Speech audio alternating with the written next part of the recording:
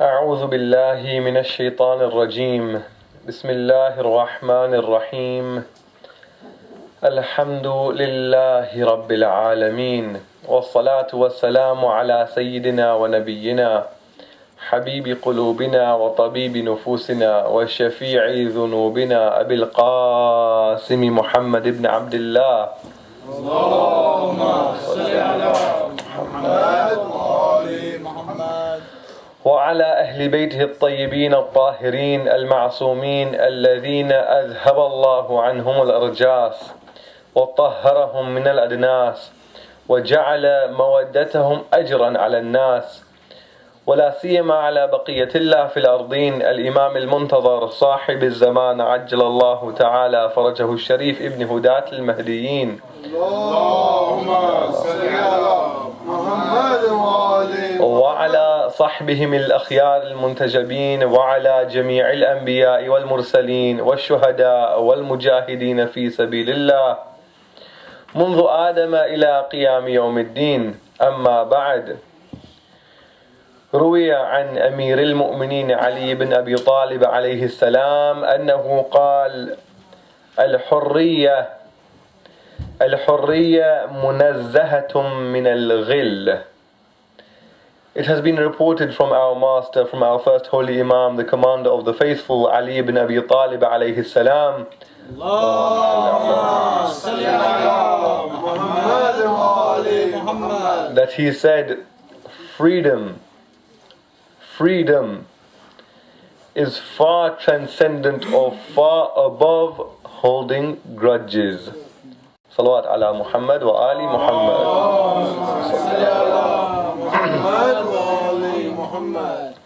As was just mentioned, since last Saturday night, almost a week now, we began that notion of starting a journey towards Allah subhanahu wa ta'ala, that when one wishes to start a journey, they should know where they are, who they are, where they are going. The Prophet sallallahu alayhi wa alihi wasallam, we mentioned that hadith from him whereby he said, Rahimallahu mra'an, may Allah have mercy on that man, ya'lamu min ayn wa fi ayn wa ila ayn, who knows from where he is now and where he is headed, where he is going. So that journey, we need to leave our robotic lives and our comfort zones and step out of that in order to reach or get closer to Allah subhanahu wa ta'ala. On that journey, as we continue to mention, as we traverse that journey to closer and closer to Him, and remember what we have from the hadith, we might think at this juncture that this journey, this abstract notion of a journey, seems far-fetched, it just takes that one bit of effort. We spoke about the night time. We spoke about doing this. We spoke about generosity. It just takes that one step, as we have from our Holy Prophet Muhammad sallallahu alayhi wa alihi wa sallam, who said, Man aqbala ila Allahi mashiyan. Whoever approaches or tries to get closer to Allah, walking pace. فَأَقْبَلَ اللَّهُ عَلَيْهِ مُهَرْوِلًا. Allah subhanahu wa ta'ala rushes back running towards that person. It just takes that one effort from our side to start that journey. But on that journey, we did mention that Allah subhanahu wa ta'ala will make that journey not easy, difficult. It should be difficult, because something which is valuable should be hard to attain. Gold isn't just gold as it grows as gold. No, that ore is burnt till it becomes pure gold. The diamond is crushed, that carbon becomes valuable. Although it's just carbon, you find it on your breakfast toast. But to be valuable, you have to undergo difficulty. And that difficulty leads us to talking to Allah subhanahu wa ta'ala and getting closer to Him, by which we realize that we are nothing but complete neediness in front of Allah. Ya ayyuhan nas antum al-fuqara'u ila Allah. O mankind, you are but paupers or extremely needy in front of Allah. Wallahu huwal ghaniyul hamid. So when on that journey one realizes this, they become detached from everything that they are not, and they do not require. The heart becomes empty. And that heart, as we mentioned, if I put all that is important to me, all that I rely on in the suitcase, and I try to travel, I won't go anywhere. The heart which is empty, is light, can fly. On that journey, that heart needs to be empty to go further, faster. And that heart needs to be free, unshackled. If I chain the heart, can't move. But sometimes our hearts are not free to move. Freedom means that a person is not tied or bound. Yeah? Free to move. The heart needs to be free. However, one plague that hits our hearts in today's society, which hinders us or prevents us from moving fast on this journey towards Allah subhanahu wa ta'ala, it shackles the heart, is that shackle, that chain, that hindrance of that heart holding a grudge. Holding grudges. And holding a grudge to someone I don't like, someone I've had a altercation with. Nobody suffers that holding a grudge more than the one who holds it. Only I am. When I hold that grudge against my brother, my cousin, my X, Y, Z, my colleague, Muslim or not Muslim, I am suffering.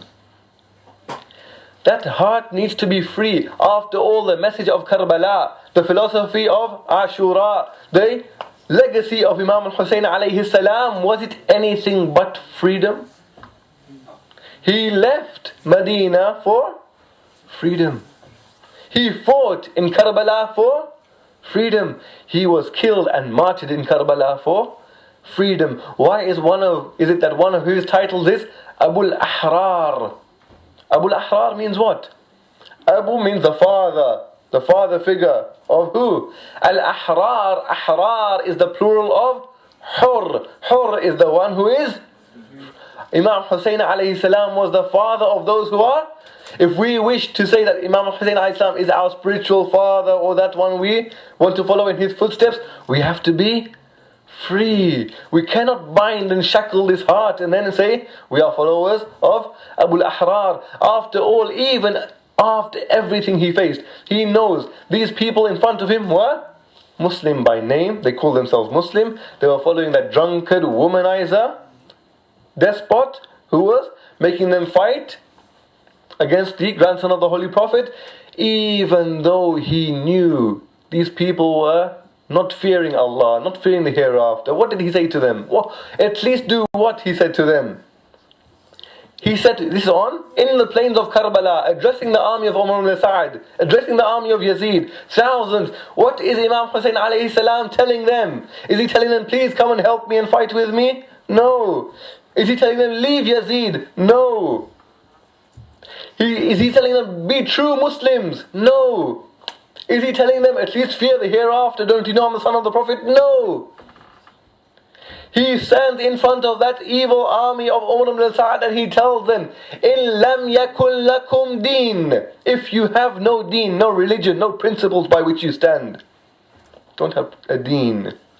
إِن لَمْ يَكُنْ لَكُمْ دِينٌ وَكُنْتُمْ لَا تَخَافُونَ الْمَعَادِ. If you have no religion, one, and you don't even fear the hereafter, two, so you have no religion. If this is the case with you, you don't have a religion, and you don't fear the hereafter. Forget hellfire and you could be punished. No, you don't fear the hereafter. If you have no religion, and you don't fear the hereafter either, إِن لَمْ يَكُنْ لَكُمْ دِينٌ وَكُنْتُمْ لَا تَخَافُونَ الْمَعَادِ فَكُونُوا أَحْرَارًا فِي دُنْيَاكُمْ. You don't have any religion, you don't fear the hereafter, at least in your world be free. The message of Hussain alayhi salam was nothing but be free. We are here today and have been here for some nights now, commemorating this philosophy, this message, this revival, this revolution of Imam alayhi salam. But am I free? I call myself the Shia, the follower of Ali and Hussain. But am I free? The message of Kerbala was be. Even if you don't have a religion, forget Muslim, Christian, Hindu, atheist. Even if you Muslim, Christian, even if you are a theist, you don't fear the hereafter. I call myself Muslim, but I don't fear the hereafter. I commit sins and do what I want. Even if one is as such, at least in this dunya, be free. At least. And what is freedom? What does it mean, be free? This message of Kerbala. As we mentioned just moments ago, the hadith from our master Amirul Mu'mineen alayhi salam.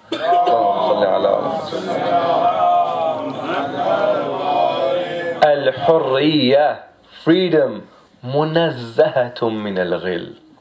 Freedom, if we're truly free, that freedom is far above, far transcendent, nothing to do with, can't touch the lowly ground of holding grudge, of having grudges. If we find in our hearts that there is a grudge, we are not free.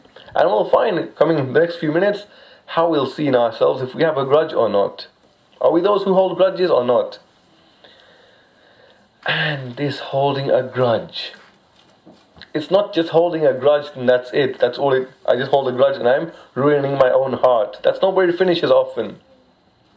Holding a grudge is a weapon. The grudge itself is a weapon. Not a weapon against disbelievers, not a weapon against those who are the enemies of righteousness and freedom. And no. It is an enemy of evil to do its work. When evil wants to do its work, it uses grudges.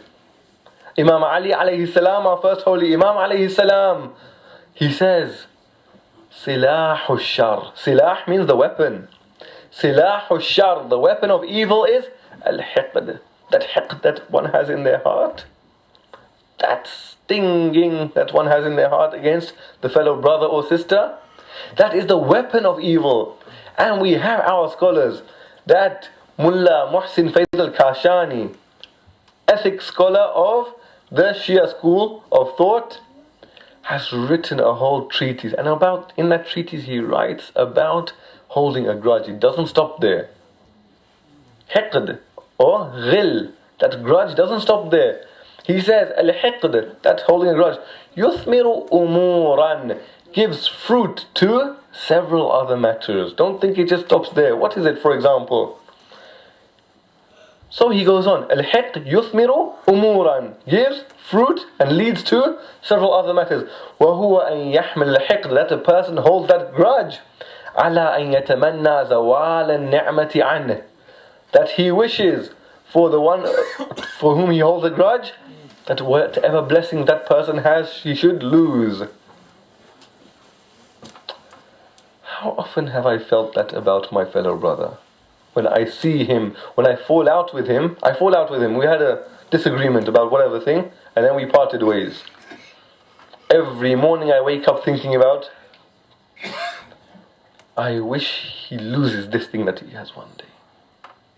One, al-hiqd yuthmiru umuran, it leads to certain things. One is that we should that person wishes that the ni'mah from the person against whom he holds a grudge is removed. وَمِنْهَا, and another issue that has led from this holding a grudge, أَن يَهْجُرَ وَيَنْقَطِعَ عَنْهُ, to disassociate from that. He is my brother. Not blood brother. If not, then brother in Islam. If not my brother in Islam, my brother in humanity. I disassociate. Don't want anything. I don't talk. I don't think. Not Eid Mubarak, not Merry Christmas, nothing. I don't want anything to do with this person. Cut off. How many of us have seen, forget non-Muslims, forget Muslims, forget relations, blood brothers not speaking to each other for so long on one little silly matter. One, it leads to wishing that this person loses their ni'mah. Two, disassociating and cutting off from that person. وَمِنْهَا, also it can lead to that.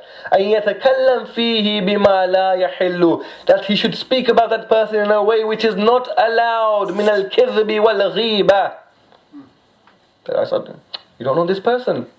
He's fraud. He claims benefits. He doesn't need benefits. He claims them. But what's it got to do with you? If he claims benefits, it's his problem and he doesn't need to claim it. You don't have to spread it to everyone. Do you know this person? Do you know this person does this? This person does this. This person. It's not allowed. Especially if it's untrue. When we have these kind of things of ghiba, and even disassociating, cutting off from that person, you will find often when we have these kind of feelings in us, Someone may come to us, why are you cutting off from this person? This whatever happened was in the past. No. Why am I cutting off? Because this person is doing such and such which is haram. I can't associate with someone who does something haram. So not only I'm cutting off with this person, I'm putting a religious justification on why I'm doing this. My ego has already prepared everything. This is one key. Not only about cutting off or disassociating or holding a grudge. Whenever I want to do an action, if I find I have to justify that action, forget to others, to myself, no, that action is wrong. Even if I'm successful in convincing myself, if I find that I have to start justifying that to myself, that action is wrong. When I want to give charity, I want to put in the donation book. I'm putting this in the donation box because it's good. I just put it. There's no feeling comes up inside me that I have to justify its action. When my brother walks into the center and he says salam, I smile at him and greet him. There's some niggling feeling in my head that why are you doing this? I have to tell that feeling in my mind that I'm doing this because it is good to smile. No, I don't get that feeling. Because doing good, charity, honor, justice, smiling, brotherliness, all of these good virtuous things are fitri. We said yesterday Allah subhanahu wa ta'ala has hardwired His good nature into mankind. I don't have that niggling feeling, why am I smiling at this person? I don't need to justify it. It makes sense. However, the moment my brother comes in and he says salam to him and I don't like this person, so I get that niggling feeling inside and then I have to justify it. Why am I frowning at this person? Because remember yesterday he didn't give his khums, or he claimed benefits when he didn't have to claim. That's why I have to justify it. When I find myself trying to justify myself, be sure that action is wrong. Virtuous actions don't need to be justified. So that holding a grudge leads to wishing that person's ni'mah fails and he loses his blessings. 2, cutting off from that person. 3, speaking evil about that person. 4, even diminishing the status of that person. That another person shouldn't see him at the same status or in the same light. Mullah Muhsin Faith Kashani, when he lists these things, after he lists all of them, he said, وَهَذَا كُلُّهُ haram. That is, how to act in such a way is not allowed. Not allowed. But this is what the grudge makes us do, and be sure that grudge emanates from where? That feeling of holding a grudge emanates from where? It is nothing but someone insulted me, insulted my father, insulted my family, insulted even my opinion on Twitter, and suddenly I put a Facebook comment and Facebook post, I thought it was very virtuous, a charity, and then he put another comment underneath it which was refuting me, and now I block him on Facebook. And suddenly I have this feeling about this person, that stinging feeling is to do with what? Nothing but my ego. Whenever I find I'm holding a grudge and I have to religiously justify why I'm holding that grudge, has nothing to do with anything but my ego. My ego is here for how long? We just said yesterday, when that old woman had her ring stolen. Remember that story? Had her diamond ring stolen? Her carer told her, how long will you need? You are dying of cancer, you have 2-3 weeks left. How long will you need to disassociate from that? That ego that we have, how long is it going to last? 40, 50, 60 years, 90 years? When Malakul Maut comes and we are detached from everything, all that ego will remain here. Ego that I have, that survival instinct that I have, is something that remains here. When Amirul Mu'mineen Sayyidul Awsiya alayhi salam, he says, Ad-dunya, this temporary world that is, ahqar, is less significant.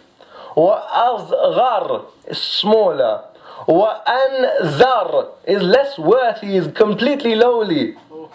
Min an tuta' fiha al-ahqad, that the grudges should be followed within that. It's just, not only has all these, it's just not worth it. This dunya is for 60, 70, 80, 90, it's not worth it. Because who burns when I have that grudge? Who burns? Whose heart is burning? The other person, if he frowned at me or gave me a sly comment which I didn't like, and suddenly for the next few months I'm holding that against him, he, poor guy, probably doesn't even know that I'm holding that against him. He's not it's me who's burning. It's me whose heart is not tranquil. It's me who wakes up every morning thinking about what I can do to that person to put him down. It's me who goes to sleep at night thinking about what I haven't tweeted about this person or Facebooked about this person to bring his situation down. It's me who's busy with this. He probably doesn't even know. My heart is the one who is poisoned. My heart is the one who, in that case, neither my wealth nor my children will mean anything to me, because my heart is not tranquil. As we have in Surah Shu'ara, Ibrahim alayhi salam is saying about when he meets his Lord, how we should meet our Lord on what day? Well, a day when neither wealth nor children will mean anything, and we will have no avail to anyone except who?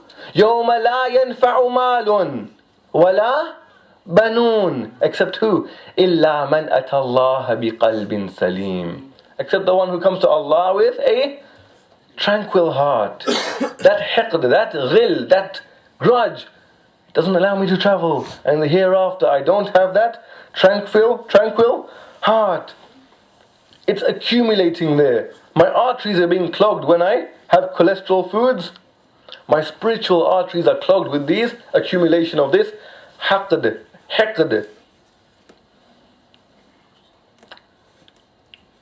There was a man. He was in a town. As he was walking home one night, a car drove past and splashed water on him. He recognized that private number plate immediately. He picked up a stone. He was going to smash the car window.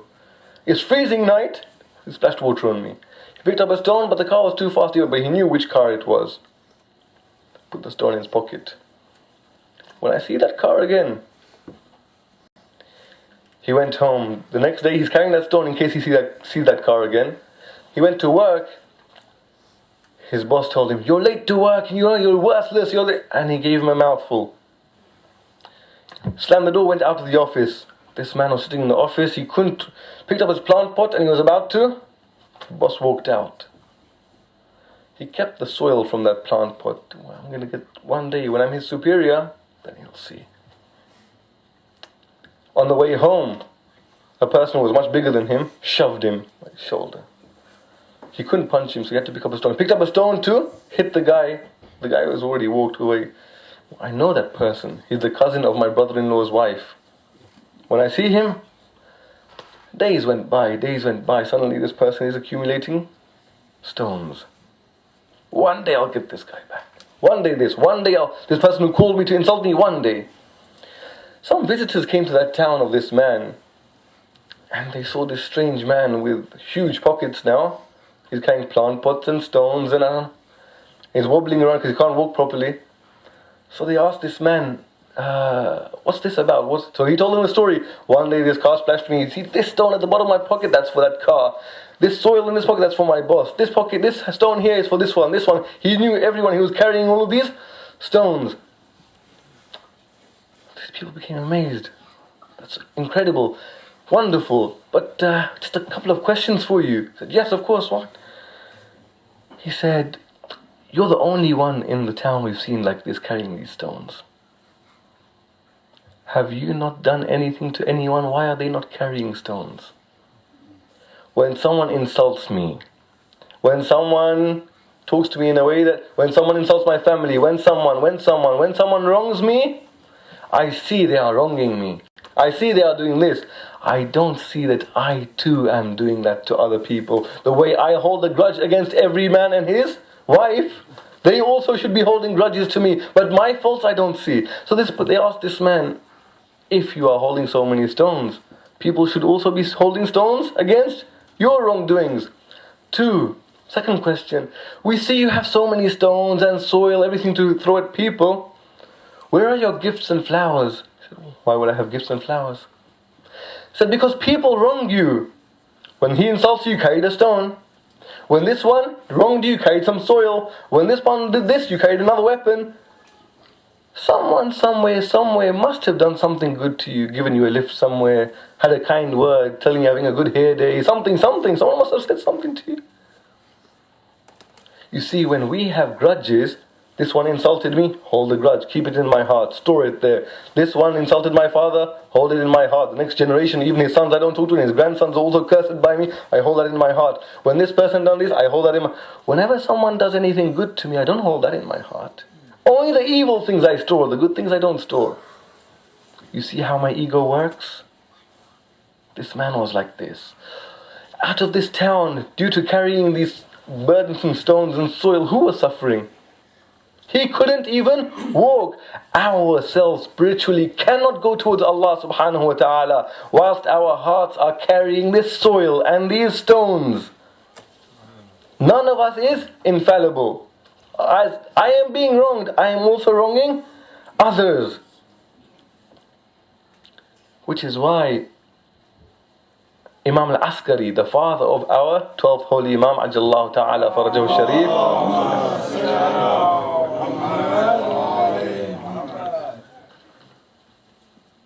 he says, أَقَلُّ النَّاسِ رَاحَةً.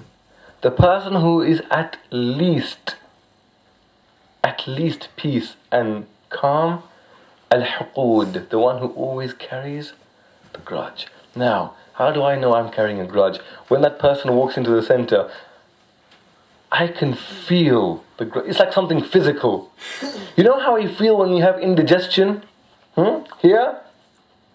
Or acidity? You have to have some Rennie or some Gaviscon? That's how a grudge feels. It burns here. It burns. Who is burning? Who is burning? The person who wronged me, the person who I'm holding a grudge against? No, he doesn't even know. As the Chinese proverb says, that holding a grudge against someone is like drinking poison and then waiting for that person to die. I am killing myself slowly. Within, he, bicharo, doesn't even know. Or may not even know. It is me who is killing myself inside, slowly by slowly. But things happen in life. People are wronged. It happens. One sly word here, one remark there, it happens to us. How should a person act therefore? Imam al-Sadiq alayhi salam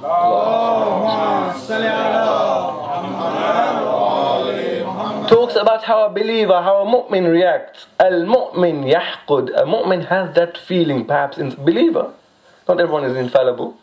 A believer may have that feeling inside themselves. Ma dama fi majlisihi. In as far as he is in that seating. I'm sitting, having a meeting about Jamaat affairs. This money should go there, that money should go there. These accounts need to be written, these minutes need to be drawn up. And someone disagrees with me and you have a heated exchange. And I feel that towards him, that acidity I start feeling inside. And then he tells me, your arguments are silly and your opinion is worthless. Even your father also acted this way. That feeling comes inside. Al-mu'min yahqud. Mu'min has that feeling sometimes. Ma dama fi majlisihi. In as far as he's in that seating, in that context. فَإِذَا قَامَ. When he stands up from there, ذَهَبَ عَنُ الْحِقْدِ. That feeling just should dissipate, should disappear from him. Not that I go from the Jamaat meeting and because of that comment that person made against me and my family, I go home and my wife already knows I'm in that, because I walk into the house frowning. What's for dinner? Oh well. Why are the kids not sleeping yet? And just clean the house, for God's sake, clean the house. Why is all this coming out in the house? Because of what happened in the Jamaat meeting. Mu'min is not as such. That feeling is gone.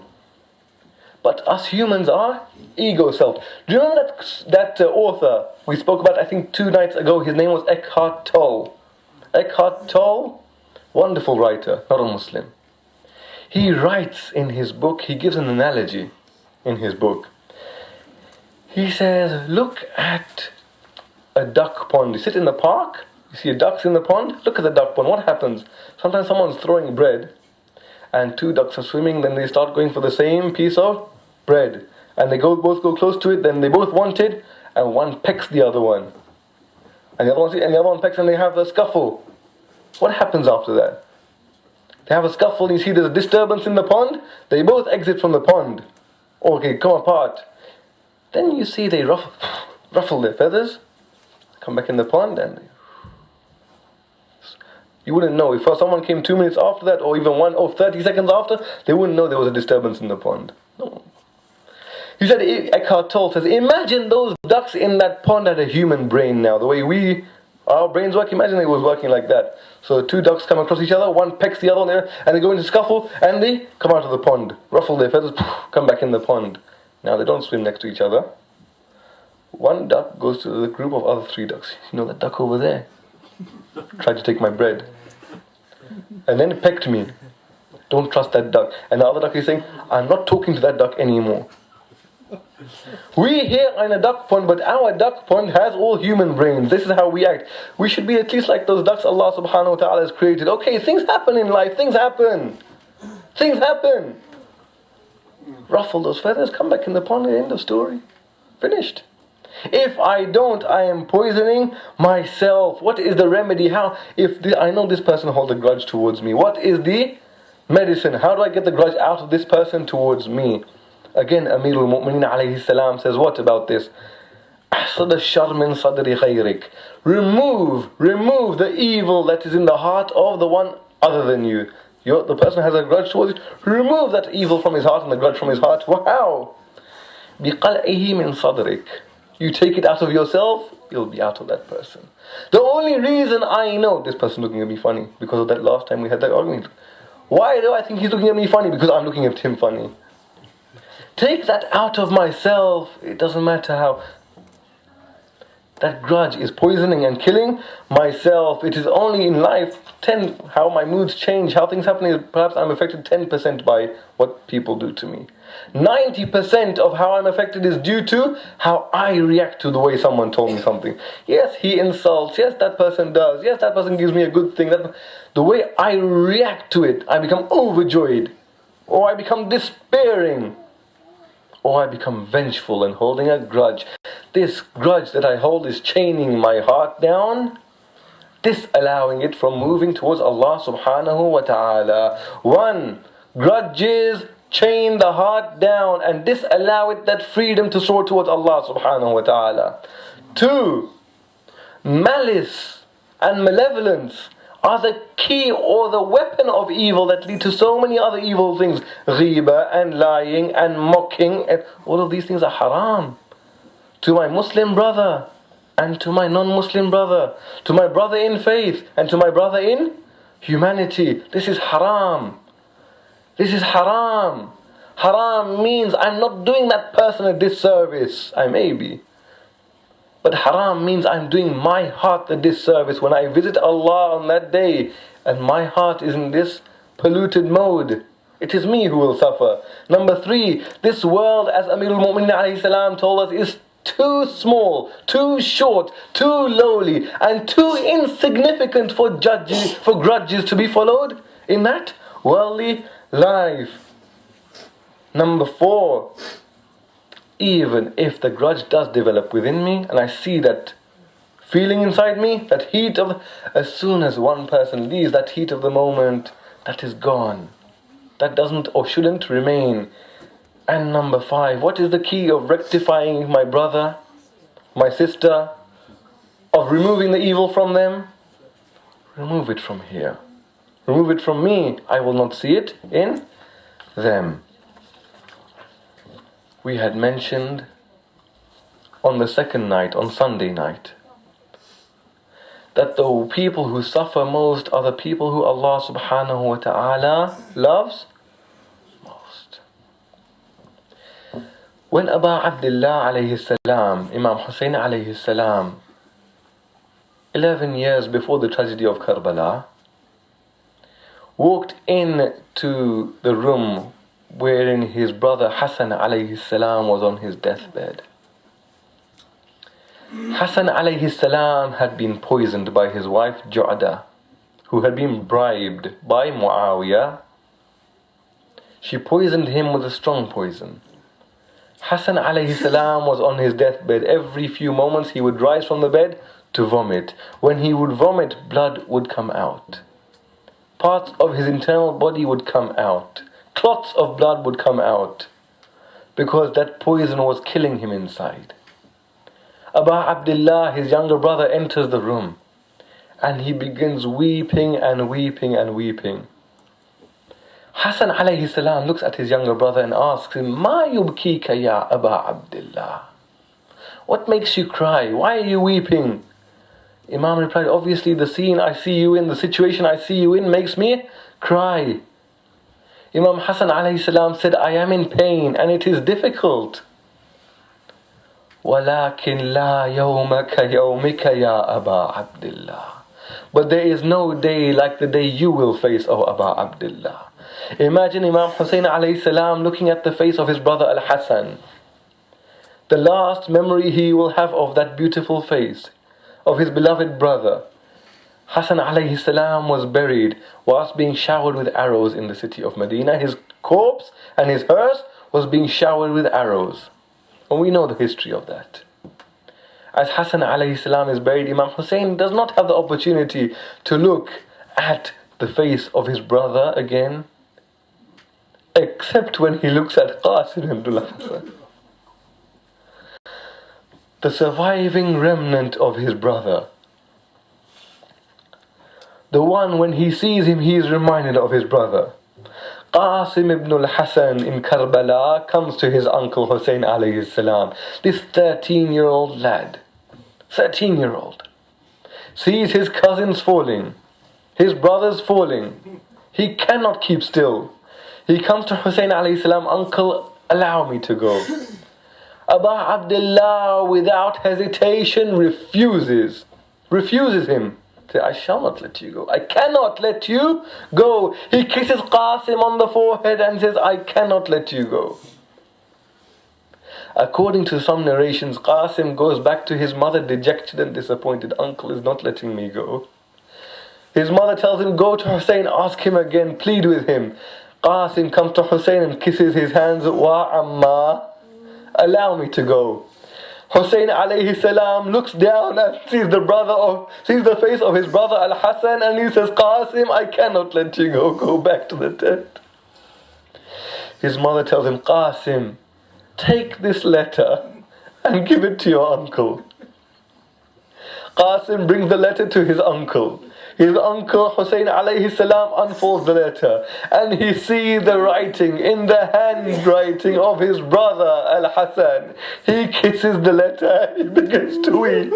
Oh my brother Hussain, that day will befall you, Ya Aba Abdullah, where our father will not be there. I will not be there. Your companions around you will have fallen. I will not be there to help you, my brother. You must accept my offering. Hussain alayhi salam holds Qasim to his chest and begins to weep. Qasim kisses his hands, kisses his robe, and heads towards the battlefield. His sandal strap is slightly undone. Hamid ibn Muslim narrates that I was standing amongst the soldiers of Umar ibn Sa'ad and we saw the full moon coming towards us. The only remaining remnant of Hassan alayhi salam, that member of Ahlul Kisa, this is the last memory of him heading towards the battlefield. Remember, Qasim was not an ordinary warrior. He was a warrior. 13-year-old was a warrior. He was the son of Al-Hassan, who was the son of Haydar. Qasim didn't go into the battlefield scared and frightened. He went there, according to the narrations, reciting lines of poetry. Qasim goes into the battlefield. In tunkiruni fa'ana ibn al-Hasan, sibtun nabiy al-Mustafa al-Mu'taman. If you reject who I am, if you deny knowing me, then know I am the son of Al-Hasan, the one who was the grandson of the Holy Prophet. I am his son coming towards you in battle now. Hamid ibn Muslim narrates that Qasim fought and he fought and he fought. And as with his cousins, as with his brothers, as with his uncles, Umar ibn Sa'ad screamed from his tent, this is the son of Banu Hashim, you cannot face him like this. Send more troops, surround him. Surround him. The history narrates that a person came behind Qasim and struck him on the bottom of his leg making him fall to his knees. And a second came and hit Qasim on the forehead with a sword. Qasim was going to the ground and he screamed, Ya Amma! Oh my uncle! Hussain alayhi salam rushed towards the battlefield with Abbas. Like a hawk rushes down towards the prey. Hussain alayhi salam sped towards the body of his nephew. And when Ahlul Kufa, when the army of Ibn Sa'd saw these two lions, Hussain and Abbas, coming towards the battlefield, they started mounting their horses. And in the chaos, those horses from the right went towards the left, and those from the left went towards the right. And in between was the body of Qasim, trampled under the hooves of the horses. Imam Hussain alayhi salam comes down on the body of his nephew, places his nephew's head on his lap, and tells his nephew, Azza wallahi ala ammi.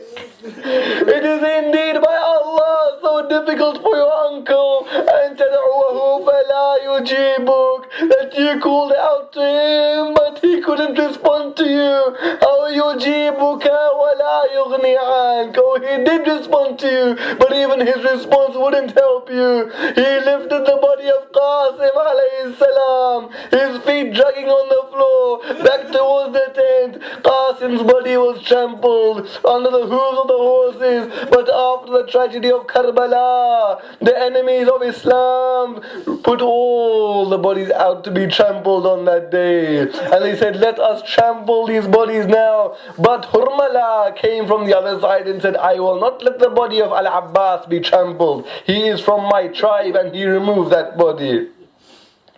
Another one came and said, Ali al-Akbar is the grandson of our tribe chief. I will not allow that body to be crushed. One after one, each body was removed from being trampled upon. The only remaining body there, everyone was coming forth to say, this is the body of the grandson of my prophet. Don't allow it to be trampled. That body of Abu Abdullah, like that of his nephew Qasim, was trampled until the history narrates that the cracking of ribs could be